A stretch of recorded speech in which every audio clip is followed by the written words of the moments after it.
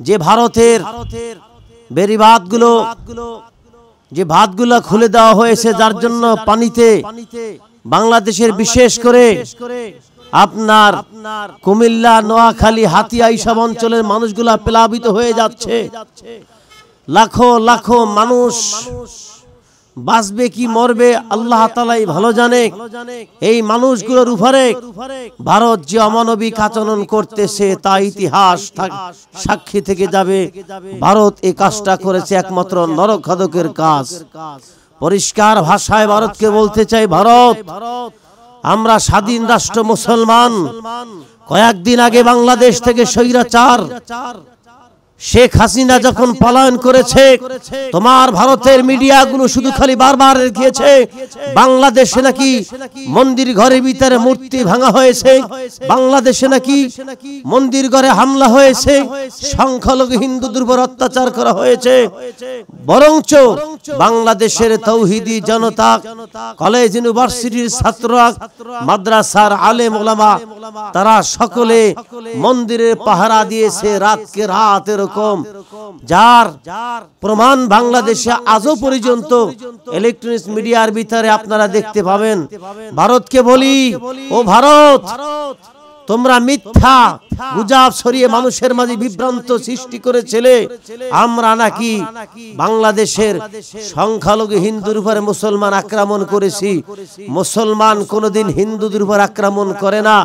লাকুম দীনুকুম ওয়ালিয়া দীন, তোমার ধর্ম তোমার কাছে ভালো, আমার ধর্ম আমার কাছে ভালো। হিসাব নিকাশ মরার পরে আল্লাহ তাআলার আদালতে দিতে হবে। ভারত, তুমি এই সময় যে কাজ করলা, মানবতার বিরোধী কাজ করলা, এই যে লক্ষ লক্ষ মানুষ পানিবন্দী হয়ে আছে, কুমিল্লা থেকে শুরু করে পার্বত্য চট্টগ্রাম, সিলেট, নোয়াখালী অঞ্চলে লাখো লাখো মানুষ পানিবন্দী হয়ে আছে তোমাদের কারণে। ভারতের হিমালয়ের ঢলের পানিগুলা তোমরা বাঁধ যখন খুলে দিয়েছো, বাংলাদেশে পানিগুলা ঢুকে গেছে।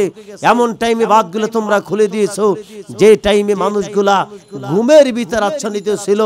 ওই সময় তুমি এই যে একটা জুলুমবাজ কাজ করেছো, তোমার হিসাব একদিন জনতার কাঠগড়ায় দিতে হবে। ও ভারত, এই লক্ষ লক্ষ মানুষ পানিবন্দী, এর ভিতরে কি কোনো হিন্দু নেই? এর ভিতরে কি কোনো খ্রিস্টান নেই? এর ভিতরে কি কোনো সংখ্যালঘু নেই? তুমি কি দেখতে পাচ্ছ না কত মন্দির ডুবে গেছে, কত মন্দিরের মূর্তিগুলো ডুবে গেছে? কই এখন তোমার মানবতা? কই সেই ভারতের সেই নাস্তিকবাদী মুরতাদ মিডিয়াগুলো?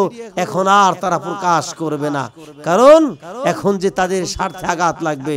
এজন্য পরিষ্কার ভাষায় বলি, ভারত মুসলমান বাংলাদেশ, এই বাংলাদেশের ভিতরে মুসলমানদের দেশের ভিতরে হিন্দুরা নিরাপদ।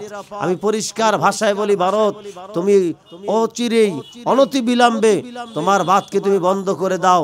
বাংলাদেশে মানুষকে পানিতে ডুবাই মারার চিন্তা ফিকর করিও না, কারণ আমরা বাঙালি জাতি জীবনে বহুত স্বৈরাচারের বিরুদ্ধে সংগ্রাম করেছি, ব্রিটিশ করেছি, পাকিস্তান করেছি, হাসিনা করেছি। তোমার মতো ভারত মোদী সরকার আমরা ইনশাল্লাহ জীবনের শেষ বিন্দু রক্ত পর্যন্ত ইনশাল্লাহ তোমার বিরুদ্ধে লড়ে যাওয়ার মতো ক্ষমতা আমরা রাখি।